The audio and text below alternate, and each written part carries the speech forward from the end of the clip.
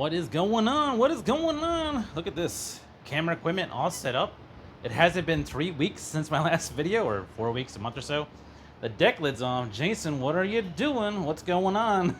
Well, guys, welcome back. This is Jason with the JWClassicVW, and we are back in the garage doing some work. And this is a video that comes special request. Special request, yeah. Some guys out there have asked for more specifics, some information on the Autocraft series oil pumps. Now, they come in different stages, depending on what you're going to end up doing, but Autocraft is synonymous with high power, drag racing type applications, and more money, more De Niro. So, guys, right after this intro, we're going to get right into it, talk more about Autocraft oil pumps, and yeah, do you need one? How much does it cost? More details? Right after this, guys. See you in a second.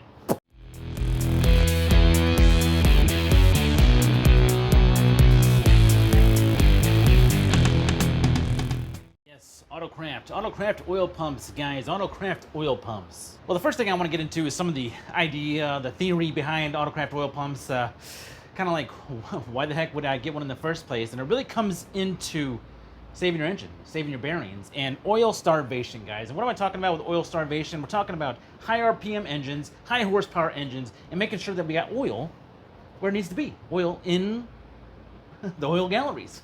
Okay, guys, so here is kind of like your stock setup when it comes to your oil galleries, your oil setup. You got your crank, you got your pump, you got your oil sump area down here, and this is what you have in a stock setup.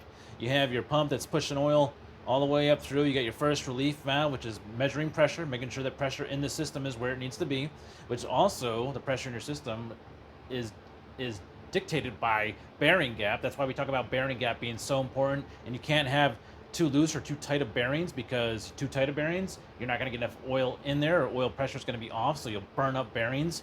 All this comes into the build of your engine, and why it's so important that those tolerances are adhered to. So this is your stock setup. What do we have when it comes to my setup?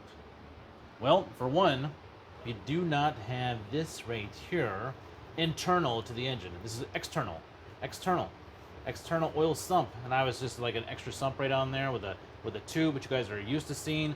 The pickup being inside the engine at a certain level in the oil to be able to pick it up. It can't be too high and it can't be too low, because it won't be able to establish the right suction.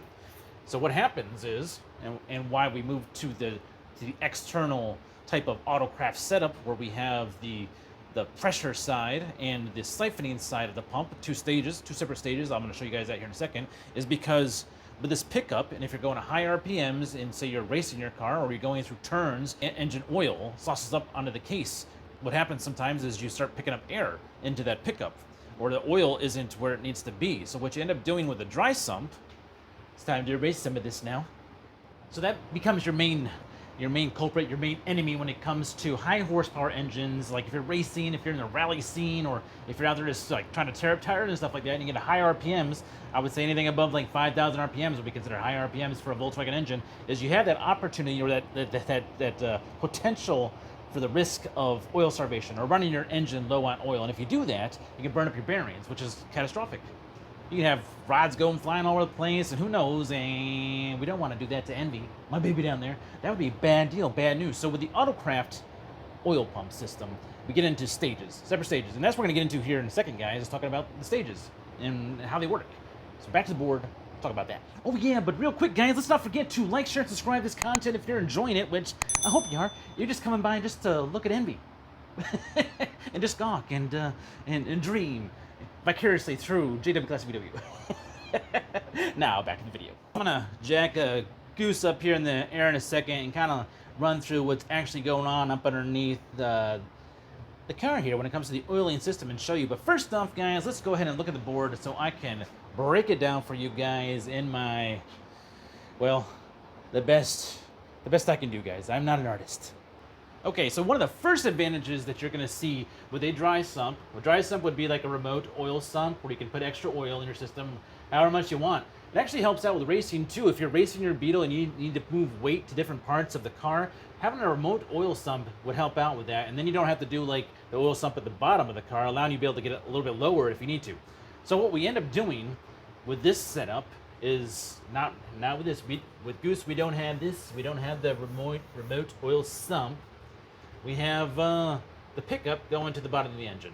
So that's first off what you're going to see a huge difference is with the pickup being at the bottom of the oil sump versus at the top. It's always going to have oil on demand. Always oil on demand, so that when you're going through like turns or you're really getting onto it and the oil's getting sloshed up in different directions, that the oil is always going to be at the pickup, which is super important because then you're not getting any air into the system, right? And this is how the actual pump is broken up into separate stages. Now you can have multiple stages, you can have multiple pressure stages, you can have multiple siphoning stages when it comes to an external oil pump with Autocraft. They also have other oil pump companies out there, but we're talking about Autocraft today. So just like in a normal oil pump setup where you just have this first stage where it's all built into it, where you got the rods running through, what you do is you have an extra stage, which is your siphoning stage thrown onto the front, and then the rods that run all the way through both the gears, still driven off your camshaft, and this is the flow. So we're picking up, this is the pressure stage. The pressure stage is still pulling oil from your oil sump, routing through, this is how mine's routed, guys, routed through the oil cooler, then through the filter. Now my whole idea behind why I routed mine like this is because if anything happens to this oil cooler, say like it takes a hit, a rock hits it, or something, something bad happens to where it starts to break down internally, or pieces start to break down internally, it's gonna hit the filter first before it comes back and hits my engine. So from the filter, from the oil cooler, through the filter, back to the engine itself. Now mine goes back through to the front or the rear of the car, the rear oil relief valve, and then it starts to hit the bearings and the galleries right away, directly in there without any spring. Whenever you put that CSP adapter in there to 8AN for the oil line, you eliminate your relief valve and it goes straight into the case. Now that's the pressure side. Whole separate side right there. Now the siphoning side is set up for if you need to put you got a turbo, because you got to feed the turbo. But my turbo gets fed off of here. And if you have a bigger turbo with more cooling demands, you can run this feed side right out to the turbo.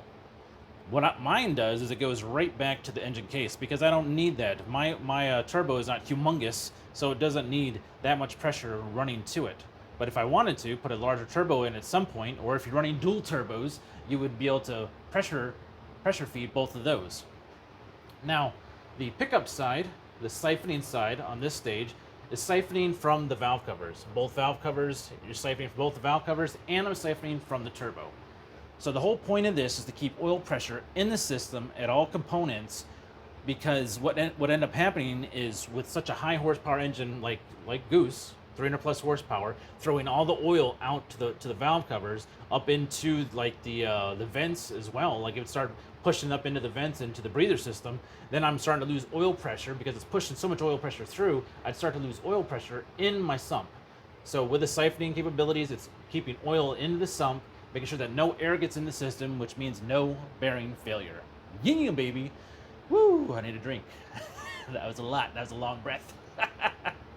So yeah, that's the basic idea of the Autocraft oil pump system. It comes in multiple stages. You can also put a stage on there for a fuel pump. I guess that would help out when it comes to maintaining certain pressure, and there's little reliefs put in there as well to maintain the fuel pressure to your system. But I would probably just go with some high horsepower type of electronic fuel pumps myself, and I'm not sure if that's something that's done mostly or not. Let's go ahead and get Goose up in the air, guys, and I'll show you the oil system live and direct.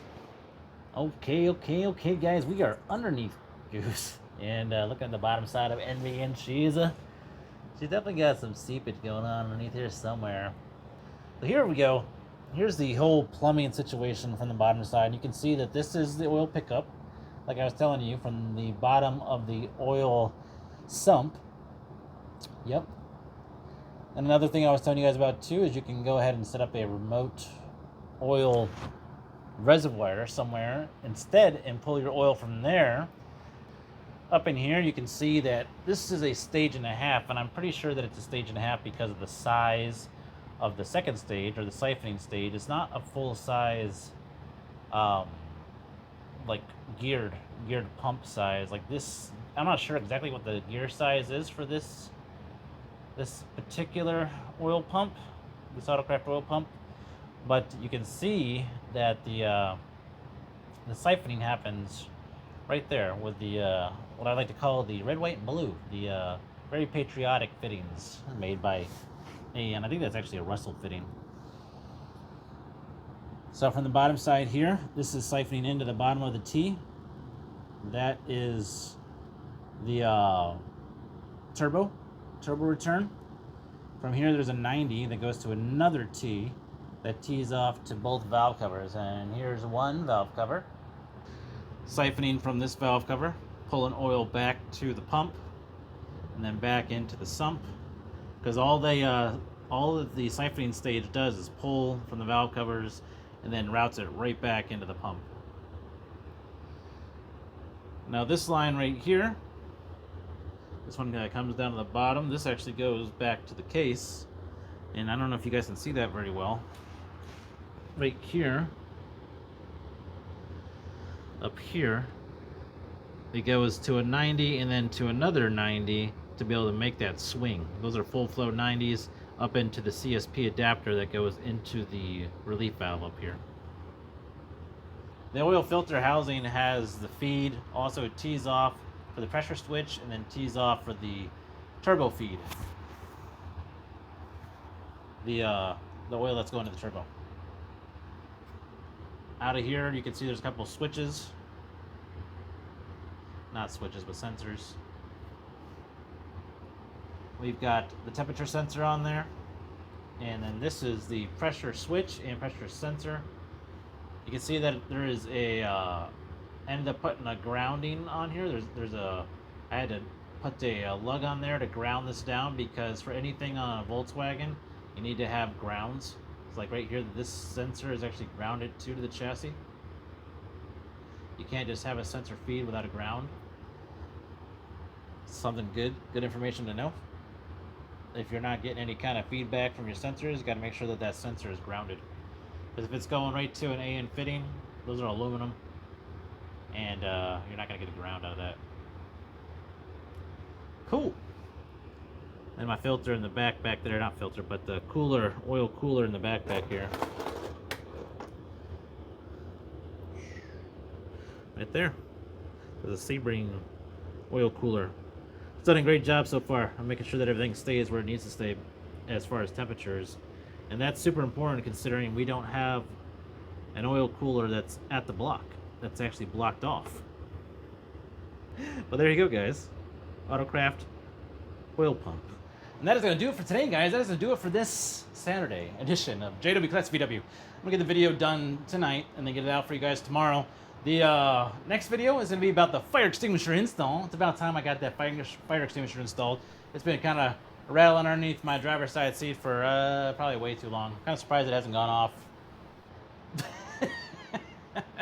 Hope you guys enjoyed this episode. We talked about Autocraft oil pumps. There's so much other stuff that Autocraft carries that is just super high performance, high end. I showed you one time Daryl's engine. It is a beast of a monster that he's building over there. It's got an Autocraft case, and those things are super cool. Pricey. Alright guys, that's it for today. Enjoy the rest of your weekend. It is gorgeous here. Hope you guys are getting out in the garage, getting out driving your cars. See you in the next one. This is Jason with JWClassicVW, and I'm out.